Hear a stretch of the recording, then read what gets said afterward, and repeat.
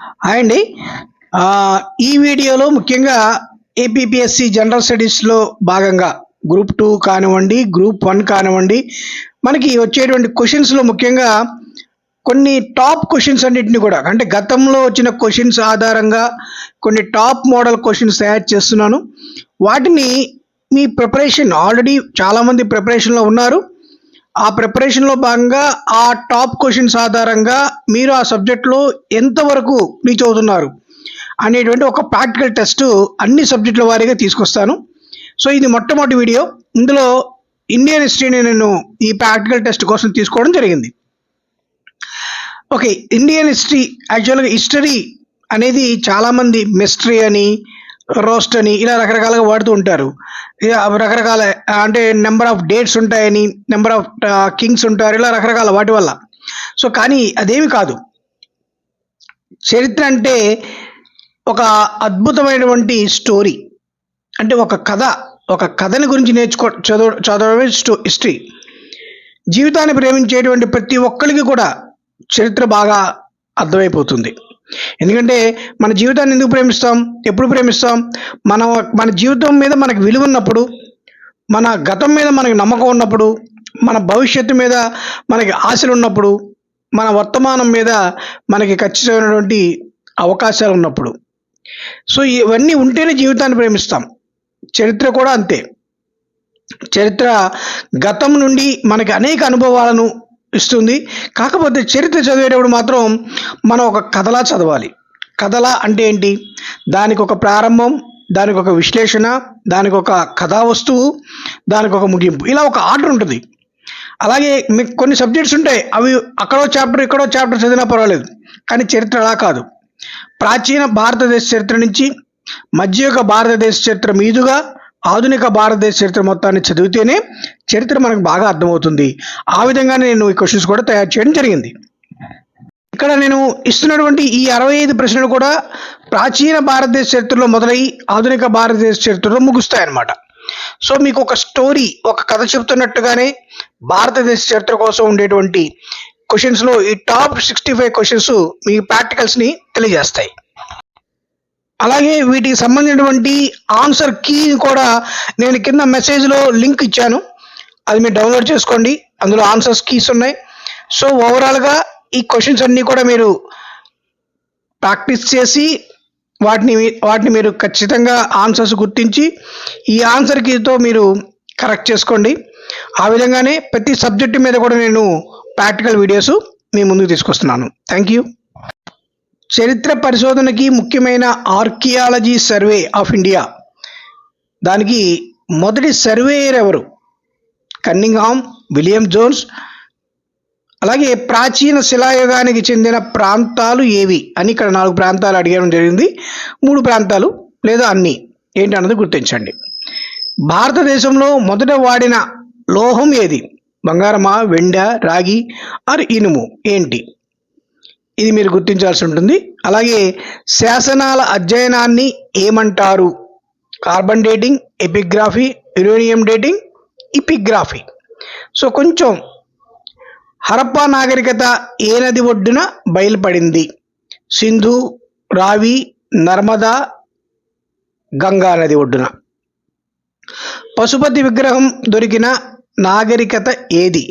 మెహంజోదారో, హరప్పా, ఆర్య నాగరికత లేదా కాళీబంగన్? మెహంజోదారో అంటే ఏమిటి? నద, రాజ్యమా, సముద్రమా, మృదుల దిబ్బ? సింధు నాగరికతలో ఓడరేవుకు ప్రసిద్ధి చెందినటువంటి ప్రాంతం కాళీబంగన్, లోథాల్, మెలూహా, రోహరి. ప్రాచీన భారతదేశంలో మొట్టమొదటి పట్టణం పాట్నా, లోథాల్, చెహుదారో, రోహరి.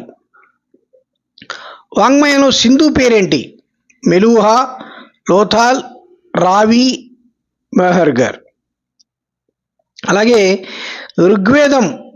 ఋగ్వేదం రాయబడినటువంటి కాలం ఏది? తొలివేద కాలమా, మలివేద కాలమా, సింధు కాలమా? ఏది కాదా నిర్ణయించండి. ఆర్య నాగరికతలో ఔపస అంటే అర్థం ఏంటి? రొట్టి, పిండి, ఆభరణం, జడ. సో ఇవన్నీ కూడా ఇప్పుడు ఇక్కడ ఉన్నవన్నీ కూడా ఈ క్వశ్చన్స్ అన్నీ కూడా మీరు ఇక్కడికిక్కడే ప్రాక్టీస్ చేయండి. ఈ క్వశ్చన్స్కి ఒక పేపర్ తీసుకోండి, ఆన్సర్స్ నెంబర్ వేసుకోండి, ఆ లెటర్ పెట్టుకోండి. ఇప్పుడు 14వ నెంబరు ఆన్సర్ ఏదైతే ఏబిసిడిలో ఆ డి వేసుకోండి. ఇలాగ మొత్తం అన్ని క్వశ్చన్స్ కూడా మీరు ప్రాక్టీస్ చేయండి. ఆ 65 క్వశ్చన్స్ కూడా మీరు బాగా గమనించండి. ఈ క్వశ్చన్స్ కూడా నేను ప్రాచీన భారతదేశ చరిత్రలో మొదలుపెట్టాను. అక్కడ నుంచి అలాగా ఆ ప్రాచీన భారతదేశ నాగరికత నుంచి చిన్నగా వేద నాగరికతలోకి వస్తున్నాము. వేద నాగరికత నుంచి అలాగా గుప్త సామ్రాజ్యం నుంచి అలా నేను మధ్యయుగ భారతదేశ చరిత్రకు వెళ్ళాను. మధ్యయుగ భారతదేశ చరిత్ర నుంచి బ్రిటిష్ వారి కాలం ప్రారంభం అవడం, ఆధునిక భారతదేశ చరిత్ర, ఆ విధంగా నేనే మొత్తం ఈ క్వశ్చన్స్ అన్నీ కూడా తయారు చేయడం జరిగింది. అంటే భారతదేశ చరిత్ర మొత్తాన్ని ఈ క్వశ్చన్స్ రూపంలో నేను కవర్ చేయడం జరిగింది. మీకు జనరల్గా ఈ భారతదేశ చరిత్ర మీద ఇదే క్రోనాలజీ ఆర్డరు మీరు పర్ఫెక్ట్గా చదువుకొని ఉండుంటే, మీ ప్రిపరేషన్ కరెక్ట్గా ఉండుంటే ఈ క్వశ్చన్స్ చాలా ఈజీగా మీరు ఆన్సర్ చేసేస్తారు. సో అందుకు మీకు అవకాశం ఉండేలా నేను కింద లింక్ కూడా ఇచ్చాను. ఆ లింక్లో ఆన్సర్ కీని మీరు డౌన్లోడ్ చేసుకొని ఒకసారి ఈ క్వశ్చన్స్ అన్నిటికీ ఆన్సర్ చేసిన తర్వాత ప్రాక్టీస్ చేసుకోండి. సో రిమైనింగ్ సబ్జెక్ట్స్ అన్నిటికి కూడా నేను ఇలాగే వీడియోస్ రిలీజ్ చేసి మీ ముందుకు తీసుకొస్తాను. ప్రతి వీడియోలో సుమారు 50 నుంచి 75 క్వశ్చన్స్ ఉండేలాగా ప్లాన్ చేస్తున్నాను. చాలా ముఖ్యంగా గతం 10 ఏళ్లలో ఏపీపీఎస్సీ ద్వారా వచ్చినటువంటి ప్రశ్నలు, వాటికి రిలేటెడ్గా దగ్గరగా ఏ విధంగా క్వశ్చన్స్ ఉండొచ్చు అనేటువంటి విధంగానే నేను ఈ క్వశ్చన్స్ తయారు చేయడం జరిగింది. ఈ క్వశ్చన్స్లో కూడా నేను 4 రకాల మోడల్ అనుసరించాను అనమాట. ఒకటంటే కొంచెం కష్టంగా ఉండే క్వశ్చన్స్, బాగా ఈజీగా ఉండే క్వశ్చన్స్, కొంచెం కన్ఫ్యూజ్ చేసే క్వశ్చన్స్, బాగా అనుమానాలు రేకెత్తించే క్వశ్చన్స్, ఇలా 4 రకాలుగా ఉంటాయి. ఎందుకంటే ఒక ఎగ్జామ్ రాసేటప్పుడు ఎగ్జామ్ క్యాండిడేట్ యొక్క ఎబిలిటీ అనేది అన్ని రకాలుగా పరీక్షించాల్సి ఉంటుంది. వరుసగా 3-4 క్వశ్చన్లు చాలా ఈజీగా వచ్చేసినప్పుడు మన మైండ్ సెట్ ఒక రకమైనటువంటి రిలాక్సేషన్కి వెళ్ళిపోతుంది. చాలా ఈజీగా ఉన్న పేపరు, క్వశ్చన్స్ భలే ఈజీగా ఉన్నాయి కానీ వెళ్ళిపోతూ ఉంటాం. అటువంటిప్పుడు కూడా ఒక క్వశ్చన్ ఈజీగానే వస్తుంది, కానీ ఆ క్వశ్చన్లో ఇచ్చే ఆన్సర్లు కన్ఫ్యూజన్గా ఉంటాయి. 2-3 ఆన్సర్లు చాలా తేలిక దగ్గరగా ఉంటాయి.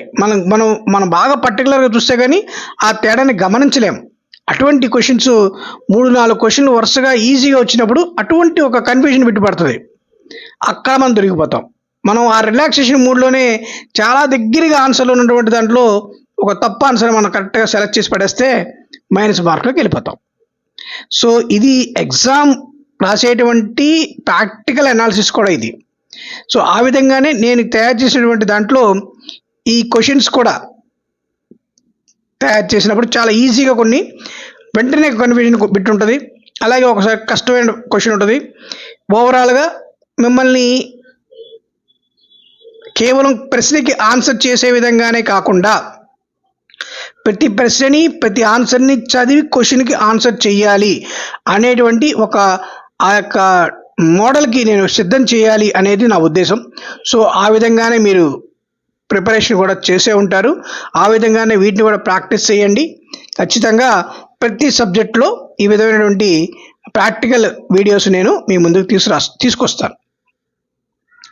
సో అలాగే ఇక్కడ నేను అడిగిన క్వశ్చన్ కూడా తల్లికోట యుద్ధం ఎప్పుడు జరిగింది, చాలా దగ్గరగా ఉండేటువంటి డేట్స్ ఇవన్నీ కూడా 65, 66, 67, 68 15వ శతాబ్దం కాలానికి సంబంధించినవి.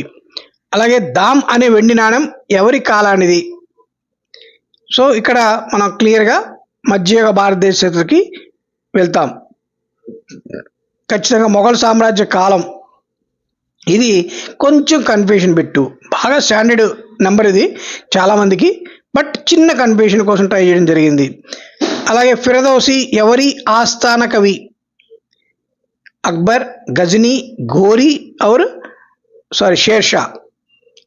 ముస్లిం మతంలోని చిస్తీ శాఖ ఏ ప్రాంతానికి చెందినది? అజ్మీర్, ఢిల్లీ, కాబూల్, దౌలతాబాద్. ముస్లిం పాలనలో దివానీ కోహి అనేది ఏ శాఖ? వ్యవసాయం, న్యాయ, విద్య, పోలీస్. శ్రీకృష్ణదేవరాయలకి సమకాలీనుడైనటువంటి మొఘల్ చక్రవర్తి ఎవరు? బాబర్, అక్బర్, షాజహాన్, ఔరంగజేబ్. 1526 కాలం అది చూసుకోవాలి. ఆర్థిక సంవత్సరాన్ని మహర్నవమి పండగతో ప్రారంభించేటువంటి వారెవరు? కాకతీయులు, చాళుక్యులు, చోళులు, విజయనగర సామ్రాజ్య రాజులు. అలాగే అష్టప్రధాన మంత్రులు ఉన్నటువంటి ఆస్థానం ఏది? ఇది కొంచెం కన్ఫ్యూజన్ పెట్టు, బట్ చూసుకోండి. రంగేలి రాజా అని ఎవరని అంటారు? 1వ బహదూర్ షా, జహందర్ షా, ఫరూక్, మహమ్మద్ షా. ప్లాసీ యుద్ధం జరిగిన సంవత్సరం ఏది? 1757, 67, 77 మరియు 87. పోర్చుగీస్ వారి ప్రధాన స్థావరాలు ఏంటి? గోవా, డయ్యూ, డామన్, అన్ని. మద్రాస్ ప్రెసిడెన్సీని ఏర్పాటు చేసినది ఎవరు? Dalhousie, డూప్లే, Charnock, Wellesley. సో మీరు ఈ క్వశ్చన్స్ చదువుకొని ఆన్సర్ చేసేటప్పుడు నా వాయిస్ కనుక మీకు డిస్టర్బెన్స్గా ఉంటే సైలెంట్ మోడ్లో పెట్టేసుకోండి. సైలెన్స్ మోడ్లో పెట్టేసుకొని ప్రతి క్వశ్చన్ని మీరే చదువుకుంటారు, మీరే ఆన్సర్లు కూడా చదువుకుంటారు. ఎందుకంటే మీకు ప్రతి క్వశ్చన్ అండ్ ఆన్సర్, ప్రతి క్వశ్చన్కి నేను ఇక్కడ 10 సెకండ్స్ టైం ఇచ్చాను.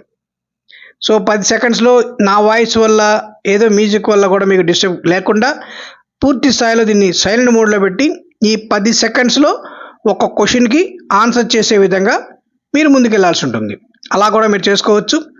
సో నాకు మీరందరూ ఈ క్వశ్చన్స్కి ఆన్సర్ చేసిన తర్వాత, అంటే 65 క్వశ్చన్స్కి ఎన్ని క్వశ్చన్స్ మీరు చేశారు అనేది నా కామెంట్స్లో పెడితే నేను ఇంకా హ్యాపీగా మరిన్ని సబ్జెక్ట్స్ మీద చేయడానికి కూడా అవకాశం ఏర్పడుతుంది. సో 65 క్వశ్చన్స్లో ఎన్ని క్వశ్చన్లు చేశారు, ఎన్ని మైనస్ చేశారు అనే విషయం కూడా నాకు చెప్పండి. ఎందుకంటే మీరు మైనస్ చేయడానికి గల కారణాలు ఏంటో కూడా నేను మీ కామెంట్స్లో పెడతాను. అంటే కొన్ని క్వశ్చన్ దాకా మీకు చెప్పాను మోడల్ ఆఫ్ క్వశ్చనింగ్ అని, ఎందుకు ఆ క్వశ్చన్ మీరు మైనస్లోకి వెళ్ళారు అనే విషయాన్ని కూడా నేను ఖచ్చితంగా అనాలిసిస్ చేస్తాను. ఎందుకంటే ఆ విధంగా వెళ్ళే విధంగా కూడా పేపర్ ఒకసారి తయారవుతూ ఉంటుంది మనకి. అంటే మన సబ్జెక్టు నాలెడ్జ్నే కాకుండా మన ఎగ్జామినేషన్ అనాలిసిస్ని కూడా గుర్తించేటువంటి విధంగా, పరీక్షించేటువంటి విధంగా కూడా మనకు క్వశ్చన్లు వస్తూ ఉంటాయి. సో అటువంటి సందర్భాలలో మీరు ఏ క్వశ్చన్ని అటెంప్ట్ చేయడంలో ఎటువంటి మైండ్ సెట్ని ఉపయోగించి ఉంటారు అనేటువంటి విషయాన్ని కూడా నేను ముందుగానే మీకు తెలియజేయడానికి ప్రయత్నం చేస్తాను. అది కూడా నేను కామెంట్స్లో పెడతాను. కాబట్టి ఖచ్చితంగా మీరు ఎన్ని క్వశ్చన్లకి ఆన్సర్ చేశారు అనేది ఒక అంశము. రెండవది ఏంటంటే ముఖ్యంగా ఏ క్వశ్చన్కి మీకు మైనస్ మార్క్ వచ్చింది, అంటే ఏ నెంబర్ క్వశ్చన్ దగ్గర మీకు మైనస్ మార్క్ వచ్చింది అనేది మీకు అవకాశాన్ని బట్టి కామెంట్స్లో పెట్టండి. సో అలాగే ఎక్కడన్నా ఏదైనా డౌట్స్ ఉంటే ఈ క్వశ్చన్ అండ్ ఆన్సర్స్లో వాటి మీద కూడా ఖచ్చితంగా కామెంట్స్లో పెట్టండి. వాటి మీద కూడా పూర్తి స్థాయిలో అనాలిసిస్ చేసుకుందాం. వాటికి సంబంధించి సబ్జెక్ట్ డిఫరెన్స్ కూడా ఏదైనా కావాలన్నా కూడా కామెంట్స్లో పెట్టండి. సబ్జెక్ట్ కానీ అది ఎక్కడ సేకరించినటువంటి క్వశ్చన్ కూడా నేను ఖచ్చితంగా మీకు కామెంట్స్లో పెడతాను. అలాగే ఇవి ఏ బుక్స్ నుంచి చదివాము, ఏ బుక్స్ తీసుకున్నాము అనే విషయాలు కూడా చెప్తాను. సో ఇవన్నీ కూడా ముఖ్యంగా ఈ సబ్జెక్ట్లో 100% ప్రాక్టీస్కి మనకు ఉపయోగపడే విధంగా ఉండాలని నేను కోరుకుంటున్నాను. అలాగే మిగిలిన సబ్జెక్ట్స్ అన్నీ కూడా తప్పనిసరిగా ఇదే మోడల్లో మీ ముందుకి తీసుకురావడానికి ప్రయత్నం చేస్తాను. Thank you very much. All the best.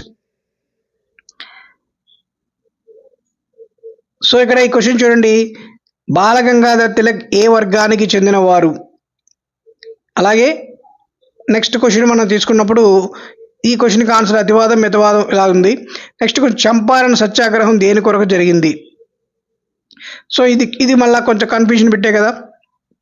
So ఈ విధంగా 67 గాంధీ గారికి రాజకీయ గురువు ఎవరు? ఇక్కడ 68 క్వశ్చన్ నేను మొత్తం ఇవ్వడం జరిగింది. అంటే 3 క్వశ్చన్ నేను 65 అన్నాను కానీ 3 క్వశ్చన్లు ఎగస్ట్రా ఉన్నాయి. సో ఓవరాల్గా ఈ 68 క్వశ్చన్స్కి ఎన్ని క్వశ్చన్లు చేశారని చెప్పండి.